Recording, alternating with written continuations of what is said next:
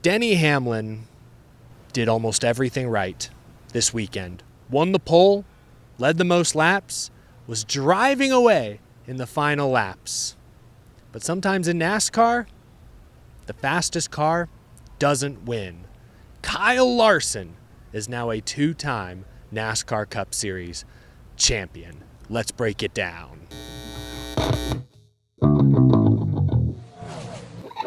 How's it going, y'all? My name is Eric. Welcome to Out of the Groove on the Go, presented by Tableau TV, on location at Phoenix Raceway. The 2025 NASCAR Cup Series season has reached the finish line. I did not cover the sport in 2016, but I imagine the 2016 season finale at Homestead felt very similar to tonight's season finale at Phoenix. In 2016, it was Carl Edwards, big name, fan favorite, on a Hall of Fame trajectory already, but trying to get that Cup Series championship, trying to check that final box. And in 2016 at Homestead, he seemed to be in position to do just that. Caution, restart, wreck. Carl Edwards retired without any NASCAR Cup Series championships. I'm not suggesting Denny Hamlin is about to hang up the helmet after this season. He does have 2 years remaining on his new contract with Joe Gibbs Racing, but compare that to tonight. It was Denny Hamlin, another driver on a Hall of Fame trajectory, 60-time winner, all-time great, but still trying to check that final box. And like Edwards in 16, Hamlin in 25 had that championship within his grasp. Late caution, restart, and Denny Hamlin is going to have to try again next year. Goodness gracious. We have so much to get to tonight. Let's just start with Denny Hamlin, because I do feel like Denny was the main storyline coming into the weekend. You know, he's the veteran of the group, 20-year vet. These other guys, Larson, Briscoe, Byron, this won't be their last shot at the championship. Absolutely not. Denny Hamlin, though, time is ticking. And obviously the story about his father not doing well, all the other surrounding controversy, obviously the lawsuit. There was so much at stake for Denny Hamlin and Joe Gibbs Racing tonight. And to see it all fall apart, to see it all come crashing down in the final moments of this race was, I'm a neutral observer, but it was a hard watch. I am standing, actually, right next to Denny Hamlin's pit box. This is where Denny Hamlin parked his car after the race. Media, crew members surrounding that number 11 Toyota. Denny took a few moments in the cockpit to himself to compose himself, frankly, and then when he got out, gave a hug to his longtime partner, gave hugs to his crew chief, Chris Gale. He actually came over here to his pit crew to share a brief moment with them. It was a solemn mood. Coach Gibbs came by to pat him on the shoulder, pat him on the back. Denny Hamlin did just about everything right this weekend. He took advantage of those 2 extra weeks of prep that he got from winning Las Vegas. He took advantage of that time to study, to get better. This was probably Denny Hamlin's best fall Phoenix showing ever. Denny Hamlin at the end of this race was pulling away from not just William Byron, who was my pick to win, but also Ryan Blaney. Long run, fall Phoenix, Ryan Blaney. I didn't think that was possible. Denny Hamlin executed so well tonight, overcame clutch pedal issues in the first half. Denny Hamlin did a phenomenal job, but NASCAR is sometimes going to NASCAR. In NASCAR, oftentimes, the best driver, the best car on a given day doesn't win. And that's one of the things we love about NASCAR. Anything's possible just about any weekend. But it can also be one of the most frustrating parts about NASCAR, especially when it bites you or bites your guy. And unfortunately, Denny Hamlin today was done in by some unfortunate late race events. Denny Hamlin said after the race that he was feeling numb. I don't blame him. Although I think he also summed up kind of his takeaway pretty nicely during his post-race press conference when he said this. Gosh, you work so hard and you do. It's just, this sport can drive you absolutely crazy because it's just, sometimes speed, talent, all that stuff just does not matter. Kyle Larson has the trophy, but we dominated. We did our job. We did the best we could. You know, they're a championship team and a championship driver, and they're going to win a hell of a lot more than just these two. But, when everyone had to bring their best, I think it was evident who was the best today. How could you not feel bad for Denny Hamlin? Again, did everything right tonight. You can question the decision to take 4 tires at the end. I know what they were thinking. They saw what the number 11 did in the Craftsman Truck Series race Friday night. Friday night, Corey Heim opted for tires over track position, made that daring 7-wide move that stuck, won the title. The one thing that Chris Gale and the 11 team tonight forgot is that this isn't the Craftsman Truck Series. These are different vehicles, different tires, and different competition. But Chris Gale on pit road after the race wasn't second-guessing the call to take 4, but obviously it didn't work out. Track position mattered more. 2-lap shootout.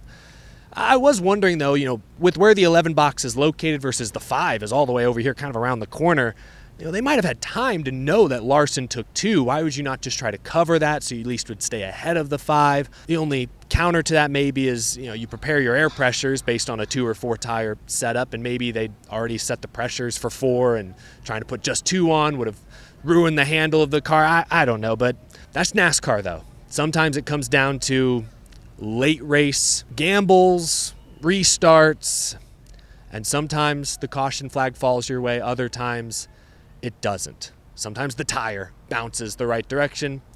Sometimes it doesn't. I feel bad for Denny Hamlin because, again, he did just about everything right all weekend, but he walks out of here once again empty-handed, no NASCAR Cup Series championship to show for it.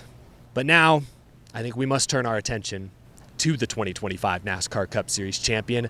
Kyle Larson joined some elite company. Before we talk about Larson, though, we need to thank our sponsor. This episode is sponsored by Tiger Balm. When you're putting in those long hours and your body is telling you to quit, you need something that actually works. Tiger Balm has been the trusted name in pain relief for over 100 years. I can tell you firsthand, it targets the pain exactly where you need it, whether it be your shoulders or a long day of nagging back pain or stiff joints. Tiger Balm's legendary herbal power helps you rise above the pain and get back to living fast. Head to tigerbalm.com/US or click the link down in the description or find Tiger Balm at a store near you. I've been taking advantage of some Tiger Balm this week, and I have been on my feet quite a bit, gotten quite a few steps the last few days here in Phoenix, Arizona. All right, Kyle Larson was the beneficiary of a late race caution and a bold 2-tire gamble by Cliff Daniels. Take that track position. Larson on that final restart, the way he rolled the outside lane in 1 and 2, vintage Kyle Larson. Go up there close to the wall, squeeze into a gap that barely exists. Kyle Larson wins the NASCAR Cup Series championship. He joins Kyle Busch and Joey Logano as the only 2 active multi-time NASCAR Cup Series championship drivers. We did what we had to do to win the championship, and just insane circumstances to get us to this point. In some ways, I wonder if this championship helps soften the blow of missing the championship for 1 year ago. Remember last year, Larson, 6 wins, most wins on the season, didn't even get to this race. So to get here this year, caution fell his way, strategy fell into his lap to take advantage to get the trophy this time around. I'm sure Cliff Daniels, Kyle Larson will take that. I don't know. I mean, did anybody in here think that we had a shot? I definitely, like Cliff was saying, we weren't dead, but we were pretty close. So I do want to say something. I understand that the final 10 minutes of this race were emotional whiplash, especially for the average viewer at home. If you're an 11, if you're a 5 fan, you might feel differently. But if you're a neutral fan, I saw the polls, I saw the surveys, you were probably pulling for Denny Hamlin down the stretch. Excited to see him finally get that championship, well-deserved, and for him to lose it late the way he did, for Kyle Larson to seemingly come out of nowhere to claim the title. That was whiplash. I get it. I'm not here to suggest that this was the most popular finish to a race ever, but I want to be clear about one thing. In case anyone's doubting this, Kyle Larson is a championship-worthy driver. He put together a championship-worthy season. If you look at some of his full season stats, 3 wins on the year, that's tied for 4th most. He tied for the most top 10 finishes the full season, 2nd most laps led, one of the best average finishes, and if you're one of those people who value the full season classic Winston Cup style point system, Kyle Larson also earned the most points of anyone in the NASCAR Cup Series this year. So Kyle Larson absolutely put together a championship-worthy season. The final 10 races, while he may not have won one of the final 10 playoff races, he did earn 7 top 5 finishes. Really solid, really consistent down the stretch. I said coming into the weekend, no matter if Larson, Byron, Briscoe, or Hamlin won this championship, you could make a very compelling argument as to why they deserved it. I'm not going to argue Kyle Larson was the best car, best driver tonight, but if we look at the full season, I think you could make that argument. Absolutely. So as disappointed as I know many fans are that Denny Hamlin didn't break through and get it done, Kyle Larson is a deserving champion. I think that part, I want to get that out of the way, needs to be made clear. And again, he joined some elite company, a 2-time NASCAR Cup champion. They may not have been the best car tonight, but that's not to say they were out to lunch. They qualified 3rd, ran top 5 most of the evening. They obviously finished 3rd, late race tire gamble. They had to take a couple of gambles on pit road to overcome a tire issue midway through this race. Classic Cliff Daniels, classic Kyle Larson, not too emotional. They kept it even, they kept their cool, and they overcame adversity tonight to get that top 5 finish and to clinch the Cup Series championship. I'm not going to pretend this was the most satisfying race finish, but I am going to say fans should be satisfied with who our champion is. I do believe Kyle Larson. You look at the season-long stats, you even look at the last 10 races. Kyle Larson is a very deserving champion, so I don't think that should be a debate. Before we talk about the other 2 championship contenders, a quick look at the top finishers tonight. Ryan Blaney won this race. Let's not gloss over that fact. And I know, if I had told you 2 days ago, hey, Ryan Blaney's going to win Phoenix, y'all probably would have said, yeah, duh, that's what he does. Fall Phoenix, Ryan Blaney, yeah, championship or no championship, he's going to be the guy to beat. And, you know, for much of the night, he was really good. Long run Ryan Blaney was back. It's ironic, honestly, that they won this race on a short run, on a restart, because restarts were not Blaney's strong suit this evening. There was a restart kind of halfway through this race where Blaney was first, he was the control car, and by the time they got to the backstretch, he was 5th.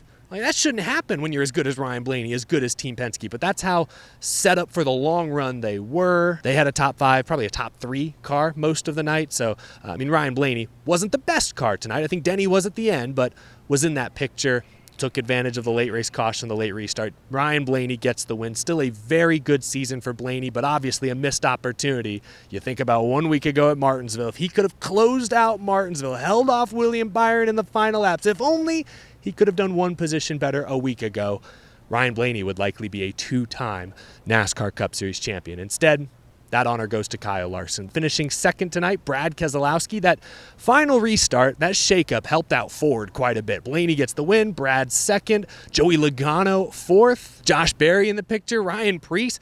Hold on, is that Kyle Busch Chevrolet? Kyle Busch, top 5? Wow, what a great way to end what's been just a frustrating season, no doubt. You won't see Chase Briscoe or William Byron on that graphic. William Byron probably had the 2nd best car today. He qualified outside front row, led a lot of laps himself, was running 2nd in the final laps, doing everything he could to try and catch Denny Hamlin.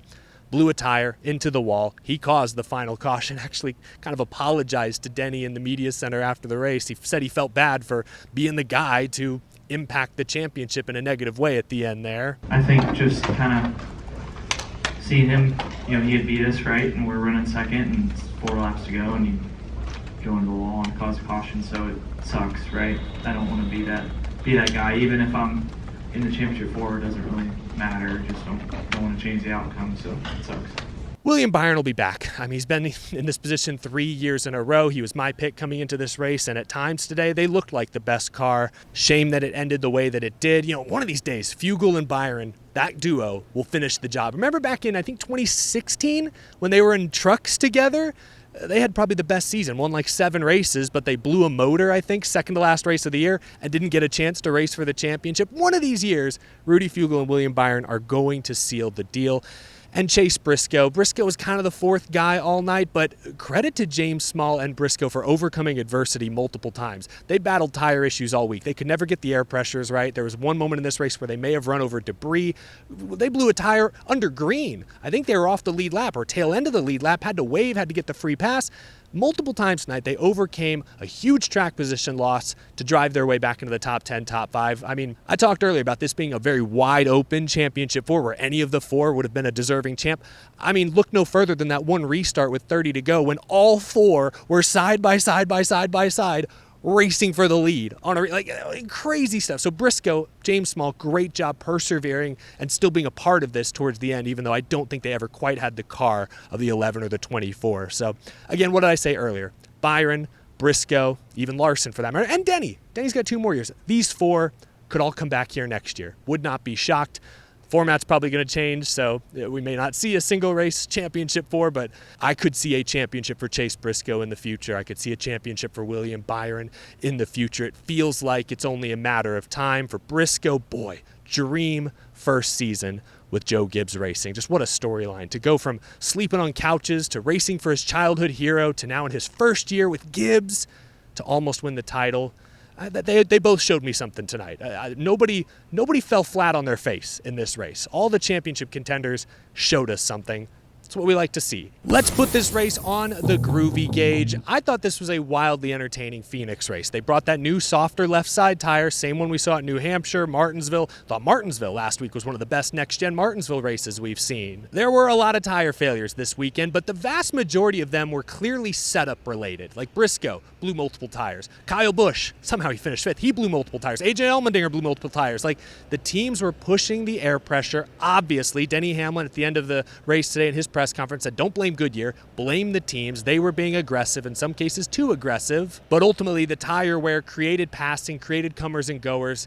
We haven't seen that at Phoenix in recent years. We saw that tonight. I thought this was a very good race. Obviously very disappointing, a jarring finish, especially if you're a Denny Hamlin fan, but I'm going to go 75% on the Groovy gauge. I thought this was a very solid race. I thought it was a compelling championship finale. Let me know down in the comment section below what you would rate this on your own personal Groovy gauge. Forgot to mention the Groovy gauge, powered by electric e-bikes. Electric e-bikes, find a ride that suits you. electricebikes.com down in the description. What a season. I know this is a quick, instant reaction. We'll have plenty more to talk about this week. It may be the off season now, but this channel's not going anywhere. This show's not slowing down much. We'll still have near daily content getting you through the vast majority of the off season. I appreciate you all watching this episode tonight. What did you think of tonight's race? Your reaction to Denny coming up just short, Larson breaking through once again. Leave a comment down below. I appreciate you watching this episode, folks. I'll see you in the next one.